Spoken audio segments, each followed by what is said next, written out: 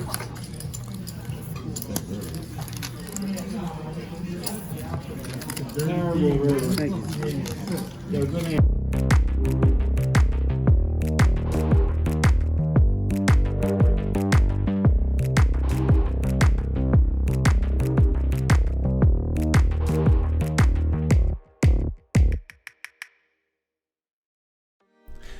Welcome everybody, my name is Drew, and this is my first live poker vlog. Tonight I'm taking you to Bensalem, Pennsylvania, where I got into a 1-3 cash game at Parx Casino. Parx has a lot of games going tonight. It's bumping for a Tuesday. It's pretty wild actually, but there is tons of action. The poker room is located very conveniently on the main floor. The room looks just packed. There is a bit of a wait, but I definitely think it's worth it. So we're gonna get 1,000 in chips here, and we're gonna wait for our game.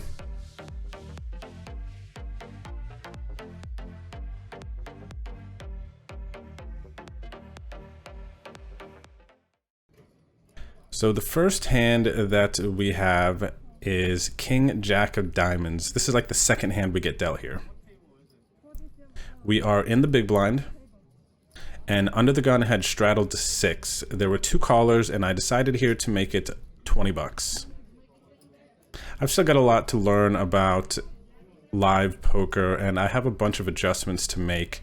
So I noticed that my sizings are a little bit off, and the way people respond to bets is way different. So I am learning a lot as I have been going back through and thinking about some hands. Here I decided to bet 15 bucks on the 7-7-10. Basically I know that there's going to be some good cards that I can barrel with the 10 of diamonds on the flop. And I've noticed that people call really wide for these small bets, so it's been allowed for me to control the pot while maintain the lead. So I kind of like this.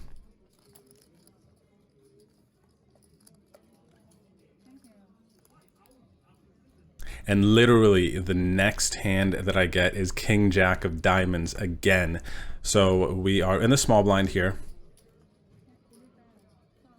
And there are 2 limps in this hand. And then when it gets to me in the small blind, I make it 11 bucks to go. I probably could make it bigger with this hand, honestly. But for some reason, I only made it 11 bucks here.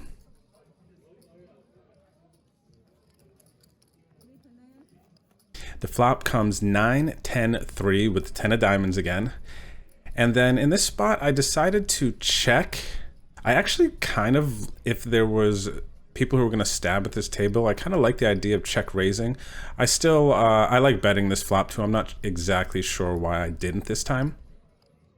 But it checks to the late position, and they bet 20.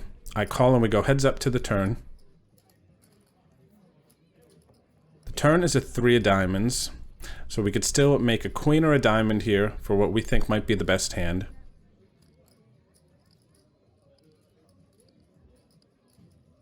The turn actually goes check, check. So at this point, I think that we might have the best hand if we happen to be up against Jack 8, Queen Jack. Sometimes they do have King Queen here. Given the check, check on the turn, I am going to value bet here. I decided to throw out a bet of 30, which is a little under half pot. Definitely thinking if they have Jack 8, Queen Jack that they're going to call me. Sometimes these live players I think might be pot controlling a 10 when a 3 comes on the turn, though I probably don't have many 3s. But we do go ahead and pick up this pot here.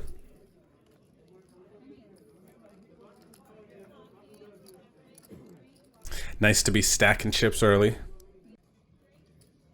And then we get the 10-7 off here in the big blind. There are 2 limps, and I check. Happy to see a flop. And the flop's a good one, 9-8-6. But of course, there's no money in the pot, so I gotta start betting here. And I had a weird instinct I noticed where I was checking in spots like this, assuming people are going to be betting. But honestly, I just got to start betting here, even though we're only like leading out.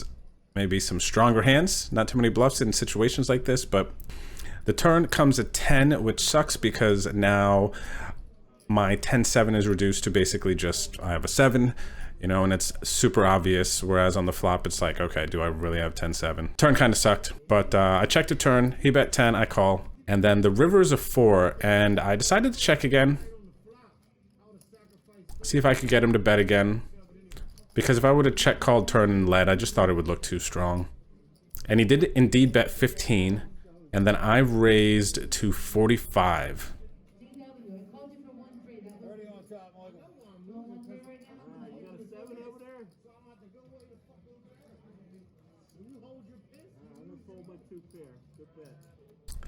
And he tables 6-4. Says he's going to fold his 2 pair. And says, I guess you got the 7.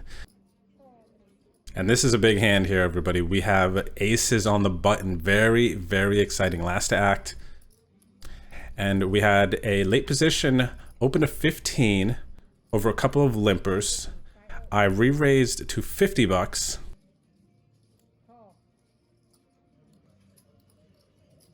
And then we get the limpers to call, and the player in late position also called my $50 raise,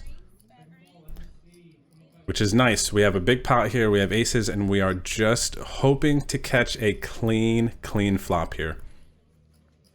And the flop's not too bad. It's 5-7 deuce, 2 diamonds. We do not have the ace of diamonds, but we are in a multi-way pot.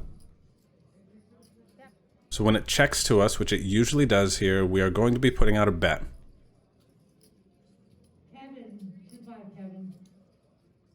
In this hand, I chose to bet $100, but right after I put the bet in, I looked to the left and realized that the 2 guys to my left were a bit shorter, so this bet was going to apply too much pressure to them. It was only half the pot, but I really think I should have bet closer to 1/3 of the pot to allow for them to call with some weak hands, and they didn't have that many chips, so obviously I'm calling them. And then shortly after I put in the $100 bet and the 2 players fold, the player to my right puts in his last 225 bucks. And then when the river comes, proudly says 2 pair. And then they'll proceed to say how they were pot committed with their Jack Deuce offsuit pre-flop. So, yeah, they were playing pretty loose here. Said they were waiting for a 25-50 PLO game, and they were playing 1-3. So that's why they were playing so loose. Very interesting.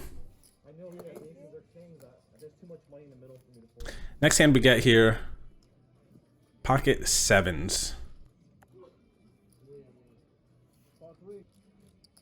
$10 raise in an earlier position. I'm in the big blind, and I chose to just toss it in here.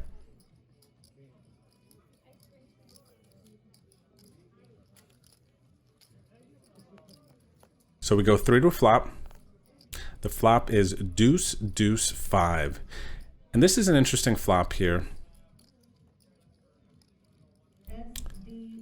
There is a player to my right in the small blind.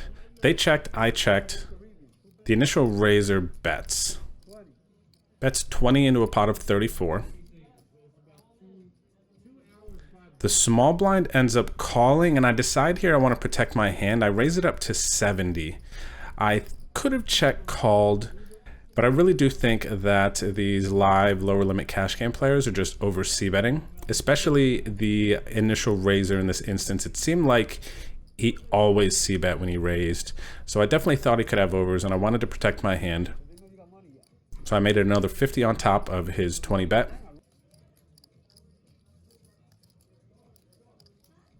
Small blind thinks for a minute after the initial raiser folds, and then decides to call the 50. And then something very weird happens, and I don't know that I interpreted it correctly.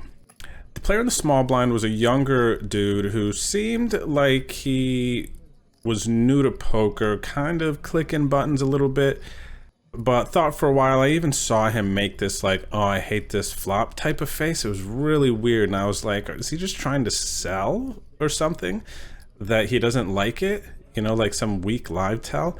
And then he leads out into a pot of 194 here. He leads into me for 40 bucks, and I'm like, my gosh, on the king of clubs turn, like, are you really leading a 5, ace 3, ace 4, some sort of, you know, 4 6, something like that? I'm like, what? But there's, man, there's $234 in the pot after they lead into me for 40 bucks, and I'm so reluctant, but I do fold my hand here. And upon review, I'm just like, man, I don't know if I can fold this spot for 40 bucks, because he could just be clicking buttons. Here we have ace 5 of diamonds in the cutoff. There are a couple of limpers, which was standard. I made it 15 bucks here. And then there was 3 calls. So we end up going to the flop with $94 in the middle. The flop comes 6 6 7 with 2 diamonds. So I definitely don't hate this. And I have the button, so I'm last to act.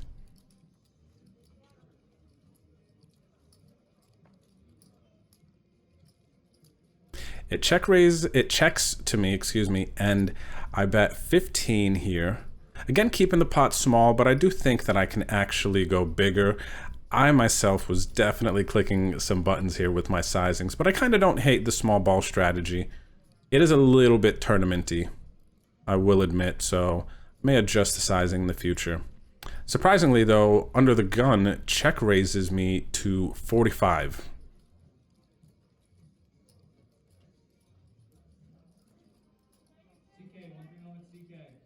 The player to my right, who was in the deuce 5 hand, calls, and then I also call. Definitely not going to raise here on the paired board. I think versus live players at these stakes, the check raises are typically strong. And this player decides to continue on the turn for 75. But then now the river comes a blank. It's an 8 of spades. And I brick my diamonds. I do not improve my hand, but I do still have ace high. And on the river here, we're heads up, and my opponent bets 75 bucks into a $300 some pot. And I'm like, ugh, again, another spot here where it's like, man, I'm getting such a good price. And I do take my time here, and I'm thinking of what hands I beat that they might play this way. And oh man, I'm just like, I'm really close to making a hero call here with ace high.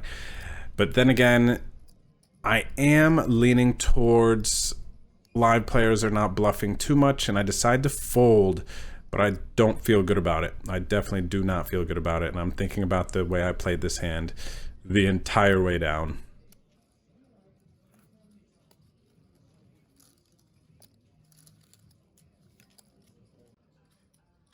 And here we have a hand where I actually didn't start recording until the turn, and I got my camera out just in time to see my all-in. And in the hand, what had actually happened was I had raised 10 pre, we got 4 callers. On the flop, I went with another small sizing. The turn came an ace, so I have 2 pair at this point. And then I bet 35 into the pot, and then on the river, jam was for sure the best play. So I put all my chips into the middle.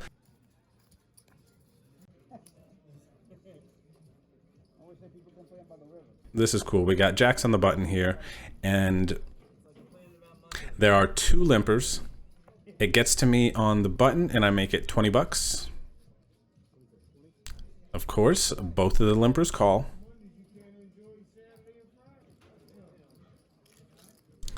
So we go to the flop with 63 bucks in the middle. Flop comes king, queen, 5. And again, I'm going with this small ball strategy, which I still think is like, but I kind of like it. Even looking at it now, I kind of like it. But I bet 10 bucks here on the flop.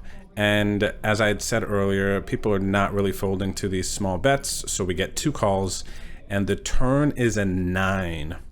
And now to my surprise, early position leads for 20 bucks. And I pretty quickly, with my pocket jacks, decide that it is incredibly unlikely that this player has Jack 10.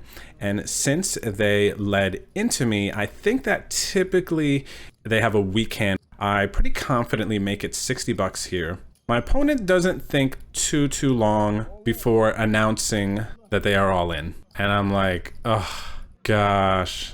So now they're all in for 200 total after my 60 raise. And the pot's up to $353. And at this point, I know that I am beat. And I just gotta fold.